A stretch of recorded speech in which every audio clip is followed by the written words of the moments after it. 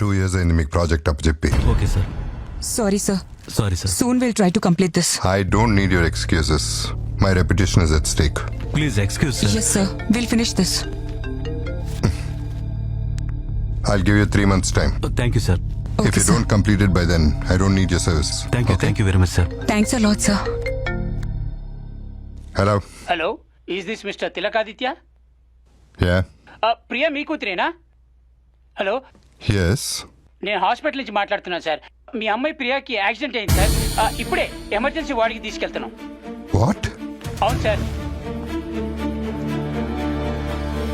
Is it bad? Yes sir, road accident sir. Doctors చూస్తున్నారు, very critical condition sir. అందుకే direct గా operation థియేటర్లోకి తీసుకెళ్తున్నాం. Which hospital? Apollo hospital sir. Head injury అయ్యి heavy bed loss అయ్యింది. మీ treatment start చేయండి, వచ్చేస్తున్నా. వెంటనే ట్రీట్మెంట్ స్టార్ట్ చేయకపోతే తన ప్రాణాలకే ప్రమాదం ఉంటున్నారు సార్. అర్జెంట్ గా అడ్మిషన్ ఫీజు 50,000 కట్టాలంటే సార్. నేను వచ్చేస్తున్నా, వచ్చి కట్టేస్తాను. అంత టైం లేదు సార్. మీకు లింక్ పంపించాను, ఒకసారి చెక్ చేయండి. ఆ లింక్ మీద క్లిక్ చేసి పే చేసేస్తే సర్జరీ స్టార్ట్ చేస్తారంట.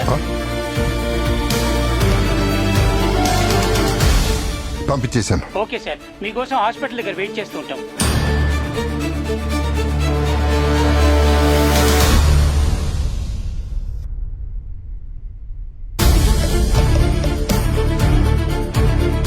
Therefore, your calling has been switched off. Please try after some time. Dear friends, the number press the switch off.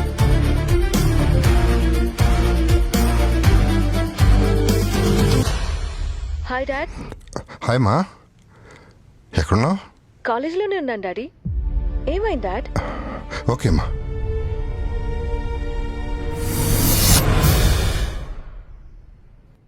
మీ బంధువులు స్నేహితులు ఏదో నేరం చేశారని వారు అరెస్టు కాకుండా ఉండాలంటే మీరు డబ్బులు పంపించాలని అనేక రకాల ఫోన్ కాల్స్ మీకు వస్తూ ఉంటాయి.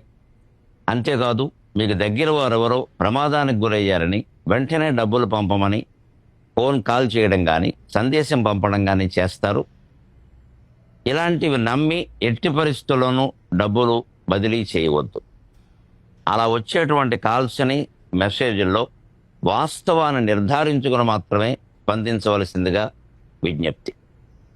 అనుకోనిది ఏదైనా జరిగితే ఫిర్యాదు చేయవలసి వస్తే 1930, మళ్ళీ చెబుతున్నాను, 1930 నెంబర్కి కాల్ చేసి ఫిర్యాదు చేయండి. లేదా సమీపంలో ఉన్న పోలీస్ స్టేషన్, ప్రత్యేకించి సైబర్ క్రైమ్ స్టేషన్లో ఫిర్యాదు చేయొచ్చు. అంతేకాకుండా మీ బ్యాంకు వారికి సమాచారం ఇవ్వడం మర్చిపోకండి. సెలవు.